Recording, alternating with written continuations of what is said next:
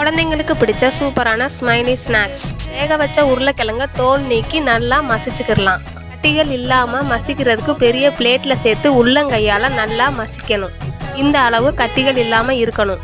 3 spoon அரிசி மாவு, மைதா, தேவையான அளவு உப்பு, 1 ஸ்பூன் சில்லி ஃபிளாக்ஸ், கொஞ்சமா கரம் மசாலா, பெருங்காயத்தூள் சேர்த்து மாவை நல்லா பிசைஞ்சு எடுத்துக்கிடலாம். கொஞ்சமா எண்ணெய் சேர்த்து கையில ஒட்டாத அளவு பிசைஞ்சு எடுத்துக்கிடலாம். மாவு இந்த அளவு சாஃப்டா இருக்கணும். இதை 2 பார்ட்டா பிரிச்சிடலாம். ஒரு உருண்டைய மைதா மாவு தூவி சப்பாத்தி கட்டையால தேய்ச்சிக்கிடலாம். ரொம்ப நைஸா தேய்க்க கூடாது. இந்த அளவு திக்னஸ்ல இருக்கணும். ரவுண்டான ஒரு மூடி அல்லது ஒரு பாத்திரம் எடுத்து இந்த மாதிரி ஷேப்ல கட் பண்ணலாம். ஒரு ஸ்ட்ரா எடுத்து ரவுண்ட்ல ஹோல்ஸ் போட்டு கண் செஞ்சுக்கிடலாம். ஸ்பூனால வாய் செய்யலாம். சூப்பரான ஸ்மைலி ரெடி. சூடான எண்ணெயில மிதமான தீயில நல்லா திருப்பி போட்டு கோல்டன் ப்ரௌன் ஆனதும் எண்ணெயை வடிச்சு எடுத்தா கிறிஸ்பியான ஸ்மைலி ஸ்நாக்ஸ் ரெடி.